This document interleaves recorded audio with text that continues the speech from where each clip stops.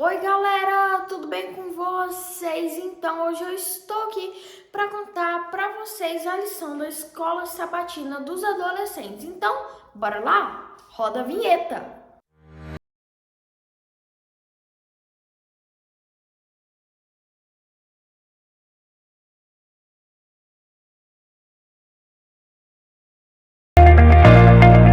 E o título da lição dessa semana é Leis Naturais. O texto-chave se encontra lá em 2 Tessalonicenses, capítulo 2, verso 7, que diz assim: Porque o mistério da iniquidade já opera, e aguarde somente que seja afastado aquele que agora o detém.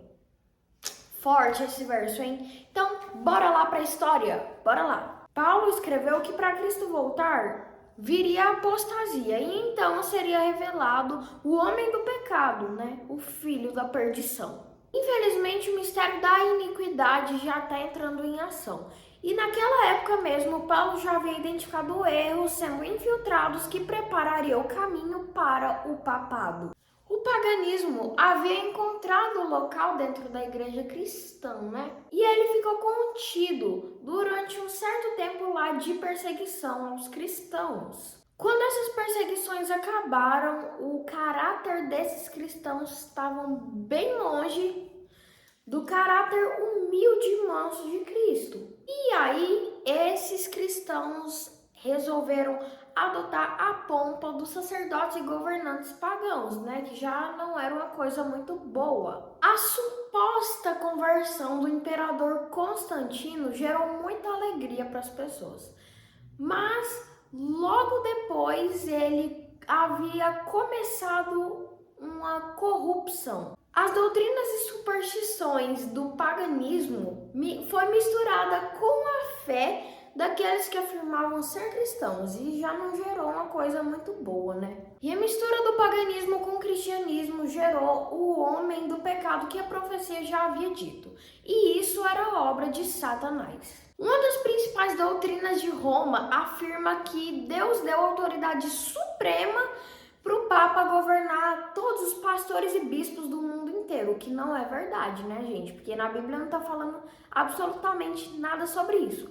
E além do mais, o Papa, por muitas pessoas, ele é chamado de Senhor Deus. Mas aqueles que têm reverência a Deus enfrentam a falsa alegação do papado. Assim como Cristo respondeu para Satanás lá em Lucas 4:8, que diz: adore somente ao Senhor seu Deus. A supremacia papal ela é contra a Bíblia. O Papa não pode ter poder sobre a Igreja de Cristo, exceto por meio de uma reivindicação falsa. Satanás sabia muito bem que o que capacitava Jesus de resistir à tentação de Satanás era a Bíblia. Por vários anos, a Igreja Romana proibiu as pessoas de ler a Bíblia. Só alguns intérpretes, entendeu? Que apresentava a alegação arrogante da Bíblia, né? E por isso o Papa foi conhecido como governante designado por Deus para a Terra, né? O que não é verdade. Em Daniel 7:25 diz que o papado tentaria mudar os tempos e a lei. Foi aí que começou a mudança do sábado, surgiu e tal, do sábado para o domingo, que eu não vou explicar isso nesse vídeo porque eu já expliquei em um vídeo aqui do canal. Se você se interessar em saber, é só clicar aqui nesse card, ou nesse, tanto faz. Os cristãos foram obrigados a escolher ou abrir mão da integridade deles e fazer cerimônias de adoração ao Papa ou morrer. Para alguns cristãos, o Papa ficava no lugar de Deus. E às vezes até parecia que o erro iria triunfar nesse momento. Por volta do fim do 8º século, aqueles que apoiavam o Papa afirmavam que os bispos romanos tinham o mesmo poder espiritual que Deus. No século XI, o Papa Gregório VII afirmou que a igreja nunca havia errado e nunca iria errar de acordo com a Bíblia. Mas ele não apresentou nenhuma prova bíblica sobre isso. Ele alegou ter poder para destruir imperadores. Fora isso, ele revelou o caráter dele no tratamento que dispensou o imperador alemão Henrique IV. O imperador alemão Henrique IV foi removido do trono e excomungado da Igreja Romana por ter ousado desconsiderar a autoridade papal, entendeu, gente? Mas Henrique sentiu a importância de fazer as pazes com o Papa Gregório. Aí ele levou a esposa e um servo dele para atravessar os Alpes naquele inverno, sabe? Aquele gelo, para se humilhar diante do Papa. Com a cabeça descoberta, desprotegida do frio e com os pés descalços, ele foi levado lá para um pátio externo lá do castelo, esperando a permissão do Papa para ele entrar. Só depois de 3 dias de jejum e confissão, o Papa deu perdão para ele, né? E o único dia que eu vou te perdoar aqui não é Papa, e sim Deus. Uma das principais doutrinas falsas que todo mundo conhece, provavelmente, é o seguinte: a gente é imortal por natureza e depois que a gente morre, a gente ainda fica lá, né?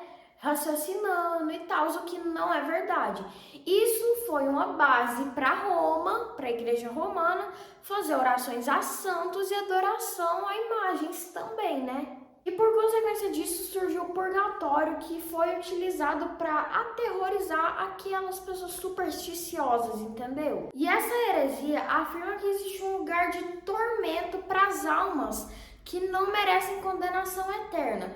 Aí essas almas, elas vão lá para ficar por um certo tempo para pagar pelos pecados dela e logo depois elas são levadas para o céu. A gente sabe que isso não é verdade. E Roma não deixou quieto as mentiras. Não bastasse essa do purgatório, surgiu o quê? As indulgências, que nada mais nada menos era a pessoa tá comprando o perdão, né? Que isso não existe, o perdão é de graça. É só você pedir perdão para Deus. Mas Roma não deixou quieto, né? Aí o que era? A igreja prometia a remissão completa dos pecados daqueles que pagassem se alistassem nas guerras papais. O que eram as guerras papais? Eram aquelas guerras que faziam para matar aqueles cristãos que não concordavam com a supremacia do Papa. Aí eles queriam se vingar e assim teria a remissão dos pecados, vamos dizer assim. Fora isso, se você pagasse as indulgências, você também poderia libertar a alma de um amigo que estava passando pelas chamas de tormento, né? A ceia do Senhor foi substituída pelo sacrifício idólatra da Eucaristia, que nada mais nada menos do que era meio que os sacerdotes pegarem o simples pão e o simples vinho e transformar no verdadeiro corpo de Cristo, que não é verdade. O papado havia se tornado o chefe do mundo. Até os reis todos se submetiam a ele por centenas e centenas de anos. Isso ocorreu. E por vários anos as pessoas cumpriam com o que o Papa falava sem mesmo questionar. Essas pessoas honravam o clero e ajudavam eles liberalmente. Mas os valdenses defenderam a fé. Durante a época de supremacia papal, eles tiveram Jesus Cristo como o único Salvador e a Bíblia como a única base para eles estudarem e lerem lá tudo certinho. Inclusive, eles guardavam o verdadeiro sábado, que é o verdadeiro dia de guarda. E a igreja romana colocavam esses valdenses como hereges e queriam destruir eles. Eles desistiram por causa disso? Não. Eu vou ler um trechinho aqui do livro Os Resgatados. Gente, olha essa capa, que linda desse livro, perfeita. Mas enfim, eu vou ler aqui um trechinho para vocês entenderem mais ou menos a história deles. Diz assim: na Grã-Bretanha, o cristianismo simples criou raiz cedo, sem as corrupções da apostasia papal. A perseguição realizada por imperadores pagãos foi o único presente que as primeiras igrejas da Grã-Bretanha receberam de Roma. Muitos cristãos que fugiam da perseguição na Inglaterra encontravam refúgio seguro na Escócia. De lá, os cristãos levaram a verdade para a Irlanda e as pessoas desses países aceitaram com alegria. Quando os saxões invadiram a Grã-Bretanha, assumiu o controle e os cristãos foram forçados a se retirar para as montanhas. Na Escócia, um século depois, a luz brilhou até as terras distantes. Da Irlanda veio Columba e seus colaboradores que transformaram a solitária ilha de Iona no centro de sua obra missionária. Dentre esses evangelistas, havia um que guardava o sábado bíblico e apresentou essa verdade ao povo. uma escola foi fundada em Iona e os missionários saíram dela para pregar na Escócia, Inglaterra, Alemanha, Suíça e até mesmo na Itália. Gente, eu vou resumir aqui bastante para vocês, porque senão vocês vão ficar com falta de paciência e não vão assistir tudo. Então, bora lá. É o seguinte, então, Roma estava prestes a submeter Grã-Bretanha sobre o domínio dela. E aí, eles foram lá, né? O povo lá, os valdenses tiveram que se esconder para não serem mortos. E esses valdenses também, eles continuaram tendo a Bíblia como sua única regra de fé. E continuaram guardando o sábado também, inclusive. Enfim, gente, eles prepararam os jovens e as crianças para o futuro, para o que ia acontecer com eles e tal. E, gente, se você quiser saber a história todinha, leia o capítulo 4 do livro Os Resgatados, que é muito bom. Se você não tiver o livro físico, você pode estar baixando ele através do seu smartphone também, que você vai encontrar. É só pesquisar lá na sua loja de apps, ou App Store ou a Google Play, que você vai estar achando. E Satanás também não deixou quieto. Ele havia incitado os sacerdotes e bispos romanos a encher a Bíblia de superstição. E como já havia falado anteriormente, os valdenses haviam preparado os jovens para o futuro. E aí o que aconteceu? Os jovens lá, né, foram enviados para instituições de ensinos na França ou na Itália, que ensinava coisas contra a Bíblia.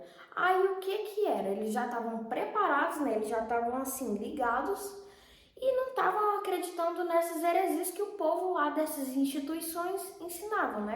Enfim, aí os valdenses, eles continuaram o caminho deles, indo para cidades pregar. Muitas vezes as pessoas nem perguntavam de onde eles eram, para onde eles estavam indo.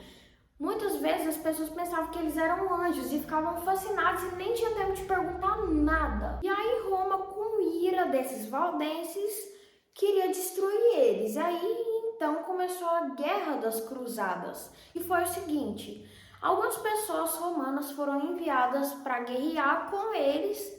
E não bastasse só destruir as terras férteis desse povo, destruir a casa, destruir as capelas deles. E aí virou um caos total. Aí Roma não teve tanta paciência, começou a ficar com raiva desses valdenses e o Papa assinou um decreto declarando eles como hereges. E aí ele também decretou que era para todos os membros, convocou todos os membros da igreja a estarem lá na Guerra das Cruzadas contra eles. Muitos cristãos morreram aí na Guerra das Cruzadas, os valdenses, né? Mas eles também enviaram outros para substituir eles. Eles estavam quase morrendo, mas enviaram outros para pregar a palavra, ficar no lugar deles. Dessa maneira, os valdenses testemunharam sobre Deus por alguns séculos antes de vir Martinho Lutero. E através dos esforços desses valdenses surgiram a reforma protestante, que surgiu lá na época de Wycliffe. Aí depois foi até os dias de Martinho Lutero e deve existir até hoje, até o fim dos tempos. E foi isso, gente. Espero que vocês tenham gostado do vídeo. Se gostou, deixa o seu like, se inscreve aqui no canal, para de preguiçar, arrasta a telinha logo pra cima e clica no botãozinho vermelho. E ativa o sininho também, que toda vez que eu postar um vídeo novo, você vai ser notificado. E se você achou o vídeo interessante, já deixa aqui nos comentários pra saber, hein? E aí foi isso. Fui!